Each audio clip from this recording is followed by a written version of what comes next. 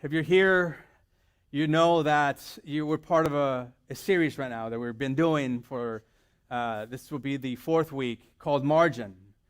And the idea behind this series is very simple, and that is creating space in your life for what really matters. How do you create space in your life for the things that mean the most to you? Family, church, life, family, the Lord, your kids. And so we're walking in this journey, and for many of us it's been an uncomfortable journey because we know that I'm stepping on your toes because we tend to live in a society that is overextended.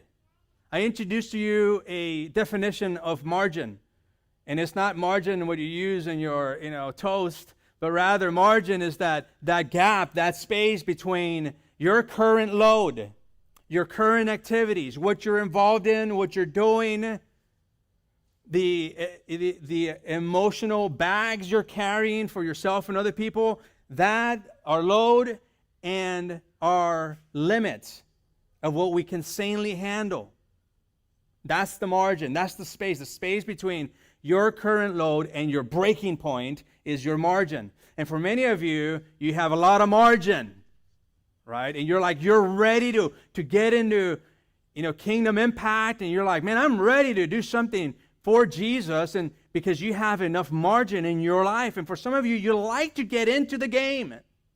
You like to be a contributor and be here connected as a family, serving one another, but you're like, man, Pastor Jesse, I barely have any margin to see my kids and my family. And some of you are past that point of breaking. You've so overextended yourself that your kids, when you come home, they're like, they're already asleep. And not only that, maybe you're already at the breaking. You're already broke. The dam broke, and all the water's flooding in, and everything in your life is being impacted. And you're here because you're like, man, I want margin, but I don't know how to get there. Well, and that's the whole point of this series, is to help you along the way how to get to a place where you have the margin to do the very things that you want to do. Spend time with your kids, spend time with your spouse, spend time with your family, spend time in the life of the church, spend time with God in relationship with Him. But you know what? There's lies that we tell ourselves. And they're very subtle lies, but there's lies that we tell ourselves that keep on fueling our busyness. Because life doesn't move towards the direction of margin, it moves towards the direction of busyness. Would you all agree with me on that one? That even the very technology that was designed to help us get more margin is the very technology that betrayed us at some point, and now we use the technology to add more stuff into our plate instead of creating more space in our plate. But there's some lies that we've bought into. Lies that have kept us from doing less and has fueled our desire for more. Because the reality is that less is more. Less is more. That's counterintuitive, but less is more. Less means you have opportunities to join the Lord in where He's working and say, I want to partner with you, Lord, because I see something working in the life of this church, right? And you're like, but less, you need less in order to do that. Less means you can join God in His work. Less means you can have more time with your spouse. Less means you can enjoy the things you want to enjoy, but you can't currently enjoy them because you don't have any limits that you have for sparing. Can't spare any more time. So here's some of these lies, and I want you to rate them one of three ways. When I say the lie, I want you to either put, never say it. You're like, I've never said that. Or sometimes say it. You sometimes say this phrase. Sometimes. Not always, sometimes. Or you always say it. Now, for some of you, you're going to need your spouse to be like, you put sometimes, but honey, you're always saying that.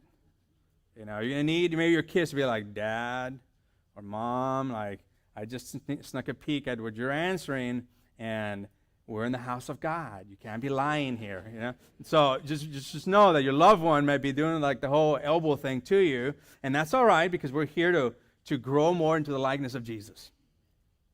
So here's the first lie that we tend to buy. For some of us, not all of us, but some of us, and that is, there's just not enough time to do everything. That phrase, do you never say it? Do you sometimes say it? Or do you always say it? Because if you're always saying that, I just want to remind you that the truth is that you have enough hours in your day that God wants for your day. Right? You have the same hours that I do. We have the same hours. 24 hours is 24 hours for me, same thing for you. But maybe you're like, well, I never say it. That's all right. I'm going to step on your toes anyway at some point. So here's maybe the second one will. I love this one because this is the one I've used all my life. It's just a busy season I'm in right now. It's just a busy season right now. It's just a busy season. It's just right now. Do you never say that? Do you sometimes say it? Because if you sometimes say it, that's good. You're in a good place. Sometimes it's a busy season, sometimes it's not. Or is that always your case? I just noticed a couple of spouses that kind of took a peek at their husbands. Is that you? I'm just in a busy season. Let me tell you something about that expression. It's just a busy season right now that I'm in. The truth is that busy people don't have seasons. No. You don't have a season. You only have busy. That's it. It's not a season because it never leaves, right? But we've bought into this lie that, well, it's just a season, Here's another one. If that one didn't step your, not even pinky toe, but all of your foot, maybe this one will. But this is really important.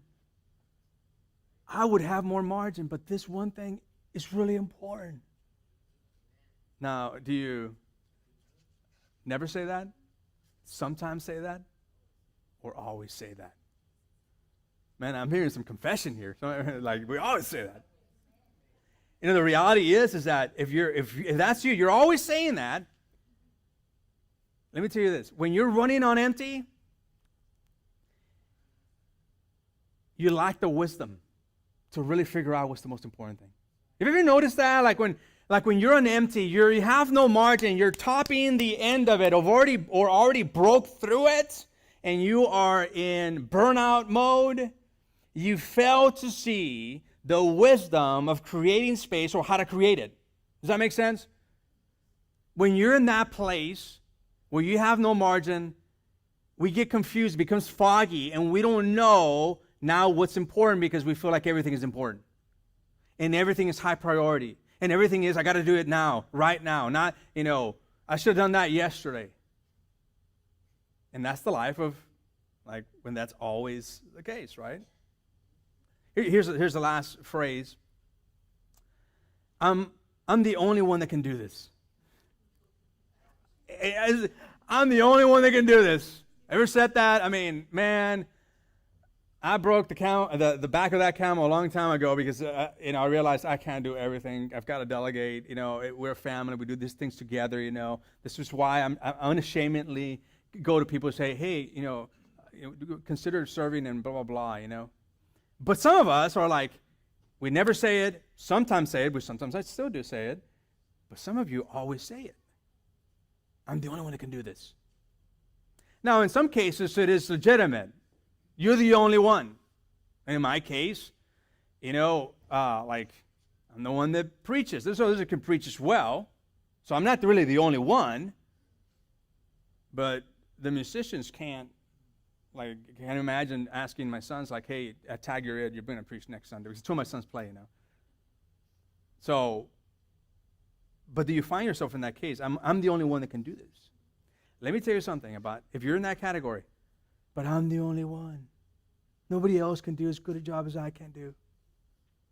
My job is immaculate when I do it. Let me tell you something. It probably isn't. Because odds are, is that you think you can do it really well, but you're doing so many things that what you're doing is just kind of mediocre. Right? But you're still with that, but it was only me. It's like, no. We think we can do a better job. So did I step in enough toes here this morning? Yeah.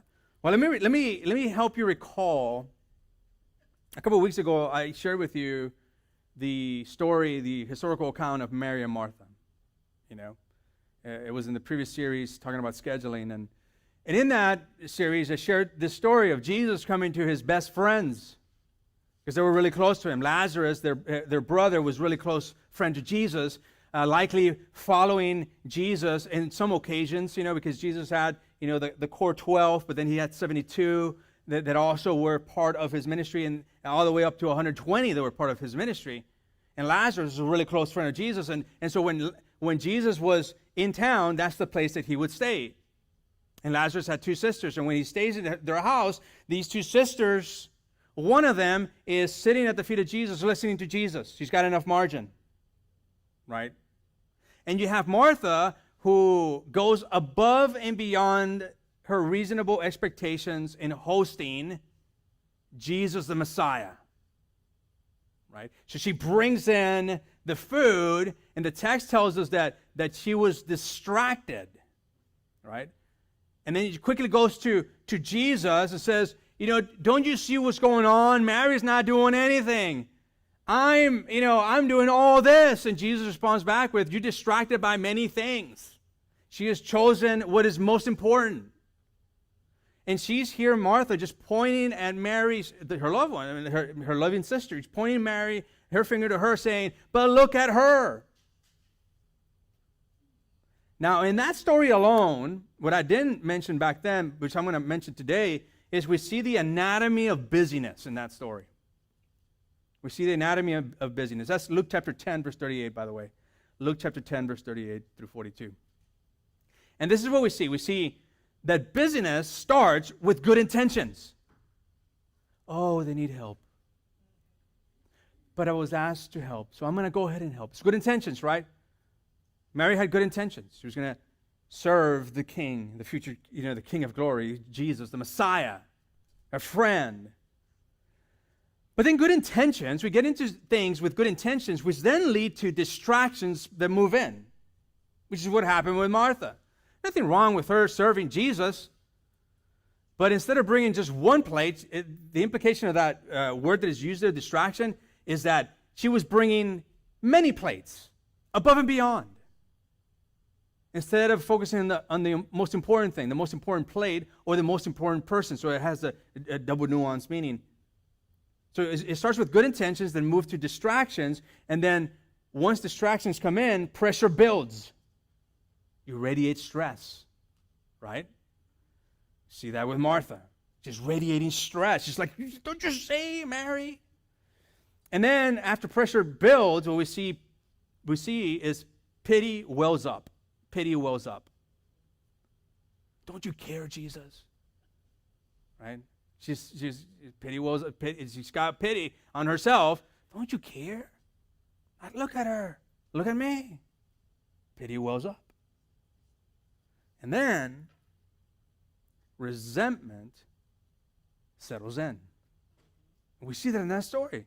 She's resentful that she is basking in the knowledge of Jesus while she is at the kitchen cooking it up, right?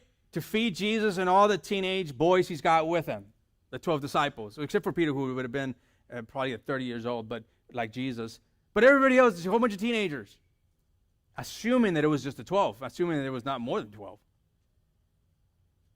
And she gets resentful. Look at her. And then rage soon follows. Because even in the tone of the text, you feel this sense of just like angry that her sister is enjoying herself. Ever been there? That rage will either demonstrate itself externally or internally. Externally, we react in ways that is hateful or brash or whatever, but inside is resentfulness. We're like, I've been left to do this alone, and so you kind of lash out, and if you don't lash out, you just internalize it, and you're mad at yourself for even saying yes to that commitment. You're like, I wish I would have never said yes. Right? Folks, I've been there. I've done that. Have the t-shirt. Well, not the t-shirt, but I've done that. And this is my point. That busyness isn't better. Choosing better is better. Busyness isn't better. Choosing better is better. Because what do you do when you feel so stressed out, maxed out to the point, to the brim, right? What do you do? What do we tend to do? We tend to soothe ourselves. There's all these kind of things like food. Man, I love food, especially when I'm stressed out. Food, TV, a pill, a drink, a movie, social media, exercise, you name it. I'm not saying those things are bad because I'm a co-contributor in this. And it's not, some of these things I do myself to help me, right? You do some of these things to help you just relieve some of the stress, right? And it helps you. But, again, I'm not trying to dog it because it's helpful, but it only hides the problem. It doesn't deal with it. Have you noticed that? After the pill wears out, after the show is over, after the drink is gone, after you finish the scrolling, you're like, man, I still feel stressed, right? See, margin means the space between my load and my limits, and we tend not to create margin. We tend to just go to the soothing mechanisms. But folks, the benefits of margin, gosh, it's more peace of mind when you have margin. You're not having to be all in a hurry, worried all the time.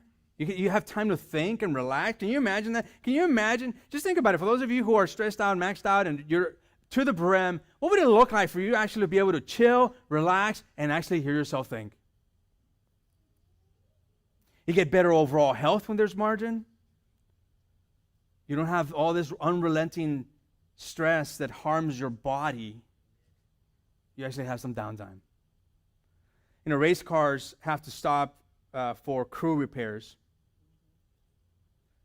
If a car has to be repaired, how much us when we're going high speed velocity? When you have margin, you have stronger life-giving relationships.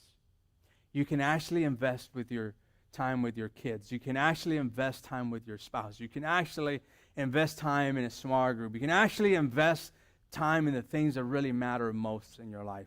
Because we get relationship poor when there's no margin. And we end up being the king in the land of shallow. We can't even go deep in relationships because we have no margin for it. And you're talking to someone, or somebody's talking to you, and you're already looking past that person. You're not even listening. You're kind of quasi-listening. When there's margin, you're available for God to use you. I just wonder how many of us are in a situation where God is like, and it's a whisper. It's not like, hey, do this, but it's like, I want you to do this for me. I want you to generously give. Or I want you to be plugged in this area. I want you to serve. I want you to. But we don't hear it because that voice is crowded out by our margin. We got nothing to give. And when you're asked, hey, can you help out? All we can say is, sorry, I'm way too busy. I want you to go to Matthew chapter 11, verse 28. Boy, that was a long introduction. Matthew chapter 11, verse 28. Because in there, we're going to see Jesus is talking about how to lighten the load. And this is a passage you've heard before, probably many times, especially if you've been churched, you come from the church world. If you're on church, well, welcome. We're about to hear it for the first time. It's a very popular passage. We use it all the time. It's one of those that you would find in somebody's wall.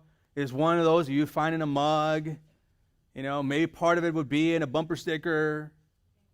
Matthew chapter 11, verse 28. Go there with me because my hope and desire is to unpack this in a way that you can see the value of what Jesus is saying and forget the fact that this is just a Christian cliche as it's become now. Because it's not a Christian cliche. Jesus is speaking from the heart. In Matthew 11, 28, he says this. Then Jesus said, come to me. First invitation. Come to me, all of you who are weary and carry heavy burdens. And I will. This is a promise. Anytime you see I will is a promise. But what's the condition? Come to me. Come to me, and I will give you, say it with me, what? Rest.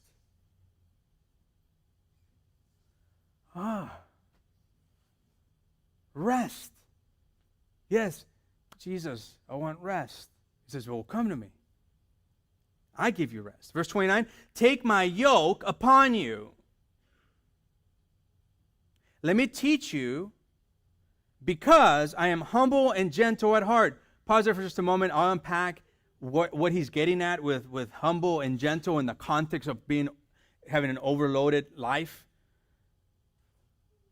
And it says, and you will find rest for yourselves. Again, he reaffirms his promise that when you take his yoke and you let him teach you, that you're going to find rest.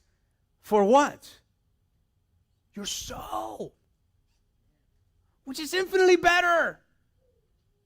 That's what we're trying to therapeutically address when we, me in there, included, participated in all these soothing things. I'm not saying the soothing things are bad. Again, don't misunderstand what I'm saying. They have their place, but they can't give you soul rest.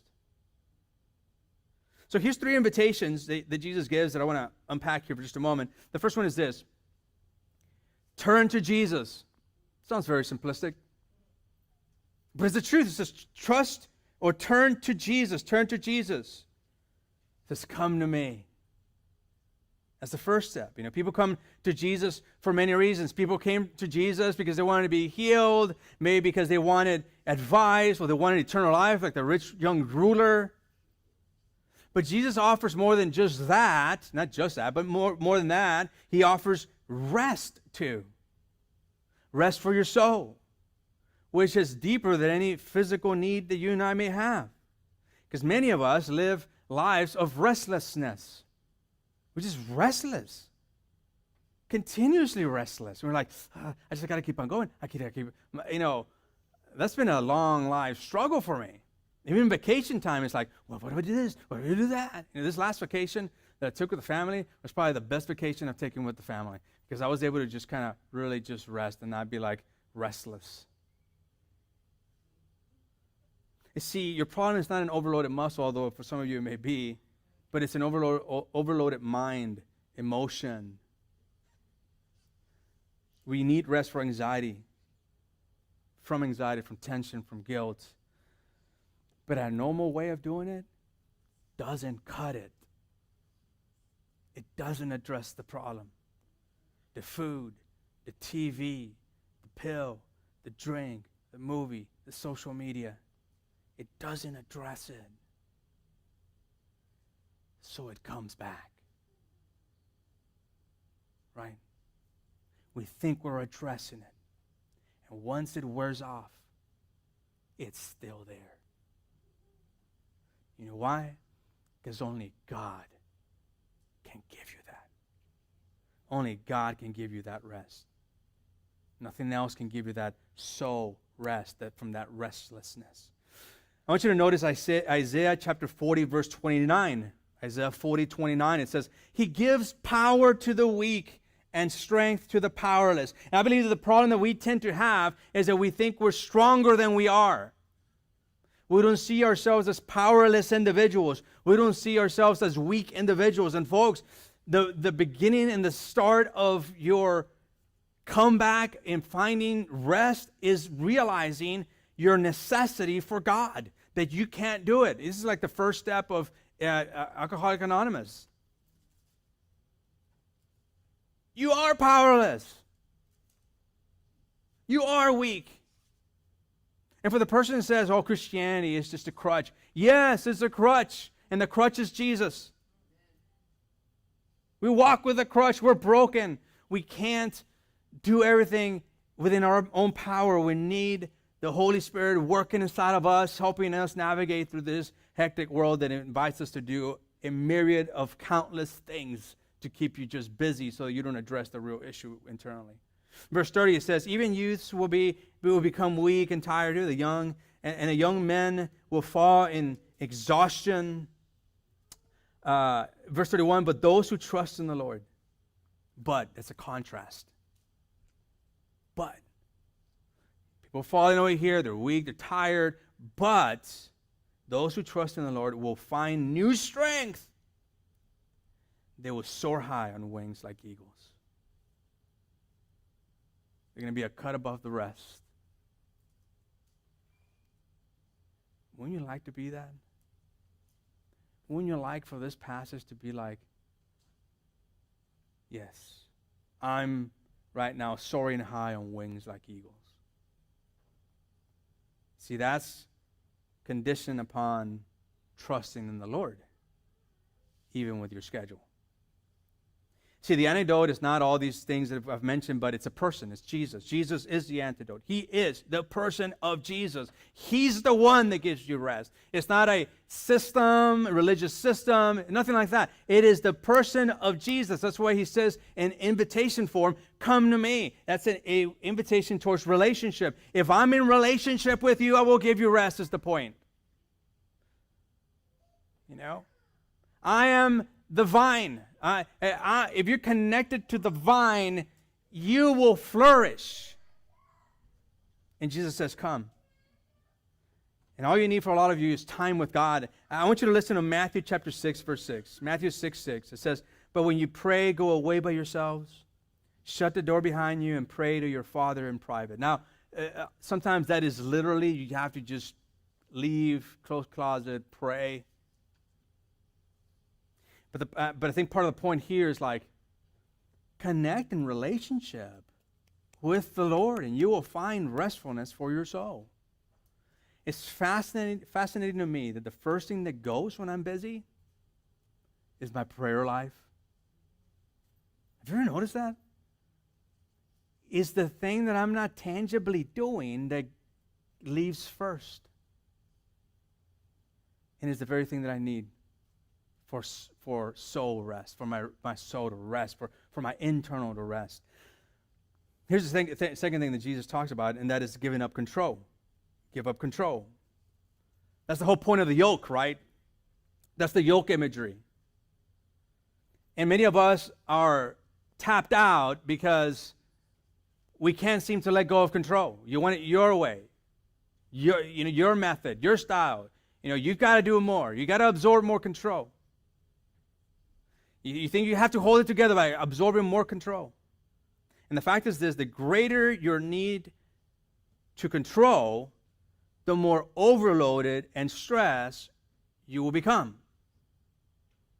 The more obsessive you are with controlling the circumstances and the people in your life, the more stressed you will be, because less margin you will have. But he uses here the word yoke, being yoked with Christ. And the implication is that you're trading off your yoke for his. In other words, you have a yoke too. And that yoke may be pleasing people, it may be exaggerating commitments, it may be the complexities that we all add to our busy lives. The yoke is simply a wooden frame that joins two farm animals together so they can team up. That's what a yoke is. It's not a harness. You're not pulling. This is two animals bound together to make the load easier. For my yoke is easy to bear, and the burden I give you is light. Now, I'll pause here for just a moment. It's interesting to me. It's fascinating to me, this verse. I don't know if you caught it. It says, for my yoke is easy to bear. Okay, I get that. And the burden I give you is light. What strikes me about this passage is that it doesn't say, my yoke is easy to bear, and you won't have any more burdens in your life. Did you notice that when you read it? Because I didn't until this morning when I was preaching it in first service. I was like, well, wait a minute. He's not saying you're not going to have burdens. It's just going to be lighter. The burden I give you is light. Christianity, following Jesus, has associated burdens to it. Now, it depends how you look at the word burden, but it's like you have commitment. It's not just I prayed a prayer, sayonara, I leave, I got my get out of hell card. It doesn't work that way. It doesn't work that way. There's a burden associated with you following Jesus. It's a commitment you're giving to Jesus. It's you saying, I am committed to you, Jesus, no matter what. It's sacrificial. Now, will you agree with me that oftentimes our walk with Jesus has a sacrificial element to it, especially when you want to do things that are not beneficial for you? You're like, man, but I really want to do, but I really can't because that would displease God. There's a sacrificial element to us following Jesus. And over time, that sacrificial element becomes a blessing. Because then it doesn't seem like it's sacrificial anymore. It comes out of the overflow of the heart. And yes, you sacrifice some things, but you feel like the sacrifice is nothing compared to what I've gained in Christ. And the yoke is a symbol of two things. The first one you already saw, which is a symbol of partnership. You were never meant to carry the load by yourself. It's a symbol of partnership. Is Jesus saying, I will take the bulk of the load. I will partner with you. Jesus has a stronger back than you do. In Psalm 55, verse 22, it says, give your burdens to the Lord, and he will, promise, take care of you. Here's a promise with a condition. Give your burdens you got to give your burdens to the Lord. And giving your burdens to the Lord, by the way, is not saying, Lord, will you help me in this area? And then you go about trying to manipulate your way to make it happen. That's not giving up your burden. I'm not saying you shouldn't work towards things. You should, but giving your burden means, hey, let it go. Why is it occupying so much of your mental space? You're already giving it to God. You're doing everything you need to do. He has it under control. Stop it. That's giving him the burden. It's not just saying, let me pray, but do the same. Let me pray, but I'm going to do the same thing I've been doing. Isn't that the definition of insanity, doing the same thing over and over again, expecting a different result? This is a fact. If you're overloaded, if you feel overloaded, you're not yoked with Jesus. Or your yoke is kind of loose there. Because he takes you towards peace. He takes you towards margin. He really does. The second thing that a yoke symbolically means is control. It stands for control. It was used to guide animals. And one animal took the lead. It's interesting. It's fascinating. You got these two oxen, right? They're big animals. Never seen one, but I can imagine they're big. So these got these two big oxen, right? And you put two together. One of them is the young one, the less experienced. And the other one is the strong one, the more experienced, the more mature. And that is strategically designed to help the young one learn how to go straight, because the stronger one just kind of pulls it into line, The influence is greater from the older one. And the young one can't really control. When I'm yoked with Jesus, we move together in the same direction and at the same pace. The yoke, being connected with Jesus, his leadership, his influence, his control, you can replace that with influence. His influence or control in our lives is intended for him to lead us exactly where he wants us to go. And some of us need more direction because we're not really following his direction. Have you ever noticed that Jesus was never in a hurry? Man, never in a hurry.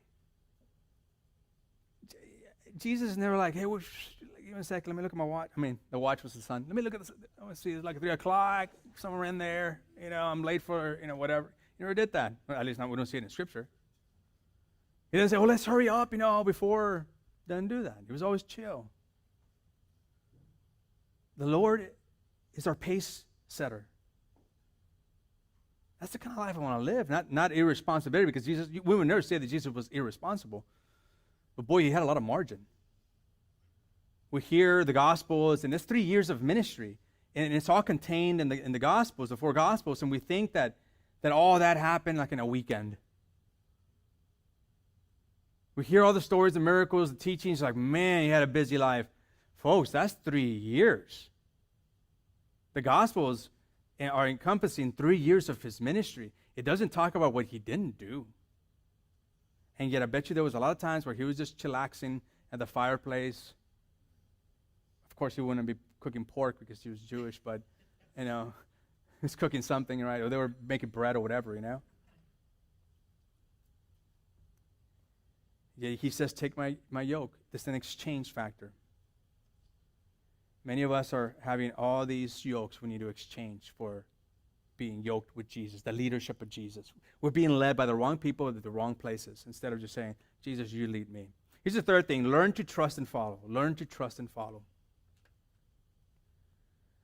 Jesus modeled how to live with purpose and life, and we have to trust and follow. Verse 29, second part says, take my yoke upon you. Let me teach you because I am humble and gentle at heart. Let me teach you because of that. Now, before I get to the humble and gentle, which for some of you is going to be an eye-opening, view of it, let me just kind of ask a question. What is better than healing 10 lepers? Which he healed 10 at one time. What is better than healing 10 lepers? Anybody? 11. Exactly. 100. Could Jesus have done that? Oh, absolutely, he could have done 100. Without a doubt. But yet he had margin. Learning the way of Jesus, not only his words and his works, but his ways, takes time. It's saying no to some things that look really good, like the 11th guy, if there was one. Suppose it was an 11th leopard. He's like, hey, I'm here. His ways are better. It doesn't get developed overnight. Life is rather simple, guys. It's all about love God and love others. Love God with all your heart, mind, soul, and strength, and love others as yourself. Love your neighbor as yourself. If you just go with that frame of mind into your marriage, your relationships, your relationship with your kids, your relationship with your parents, your relationship at work, if you just go with that frame of mind, love God with all your heart and love your neighbor, life will be very simple. Because instead of being task-oriented, what's going to happen is this. You leave at the end of work, or you leave at the end of the day, and you're like, or you put your head on your pillow, you're asking the question, did I love God with all that I am? Like, okay, I did. As best I knew how. And then, did I love my wife the way he intended me to love her? Or my kids, or my parents? Or did I love my co-workers, or my boss, or my employees? But let's get to the gentle and humble part. What does gentle and humble have anything to do with being overloaded and maxed out to the limit, to the brim? What does that have to do with anything? Well, have you noticed two things? First of all, let's take the word gentle. What's the opposite of gentle?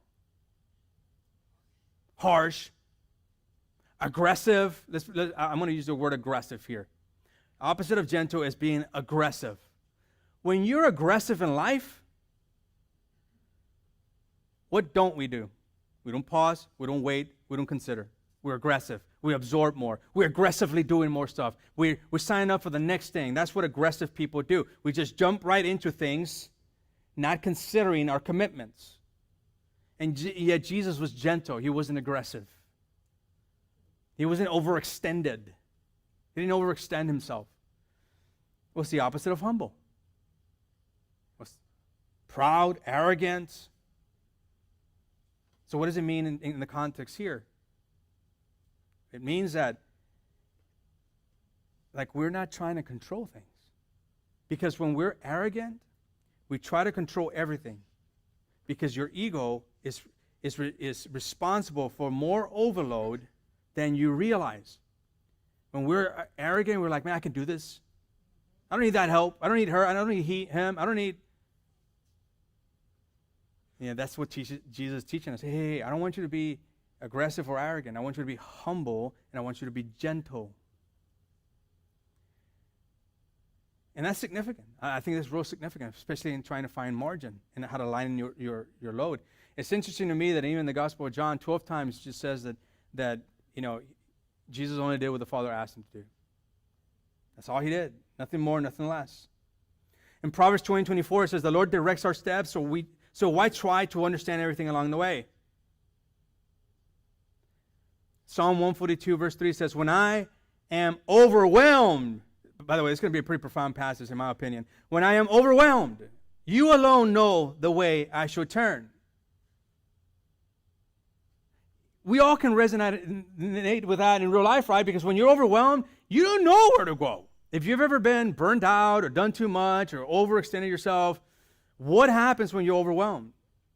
You don't know the way. You don't know what to drop. You don't know what to nix out of your agenda. You don't know how to scale back. And here the psalmist is addressing that idea, and he's saying, when I am overwhelmed, you alone know the way I should turn. It doesn't say, oh, I'm going to figure it out. And that's why we need each other, folks. That's why we call on each other like, hey, what do you think? What's going on? This is what's going on in my life. What are your thoughts? All right, let me give you the bonus round. I'm going to go pretty quick in the bonus round. 3 quick points of how to say no. Because some of you are like, oh my gosh, she's going long again. Here you go. The bonus round. First one is this. Confess the lie. Confess the lie. If you name it, you can tame it. Confess the lie. Which one of the 4 phrases in the beginning of this message were you like, man, that's me? Well, confess it, that's you. That's your lie. You've bought into it. That's you. You think you're the only one who can do it, or you think it's just another season when in reality you have no seasons. Confess the lie. That's the first step. Second of all, name the distraction. What are the good things that are distracting you from the better things? And by the way, Jesus, helped Martha confess that lie. And then what happened? Jesus identified the distraction. It's like, yeah, you're doing way too many things. Name the distraction. And then lastly, choose what is better, because it's a choice. It's a choice. Choose what is better. Every yes is a no to something else. Every yes cheats someone from your time. And we all go through life choosing who we're going to cheat on by our yeses.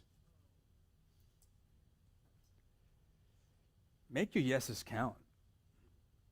Let your yeses be yeses for God, for impacting, for being part of the kingdom, for kingdom expansion, people knowing Jesus and experiencing the love-changing reality of Jesus Christ. Choose your yeses wisely. And for some of them, we just got to drop some no's.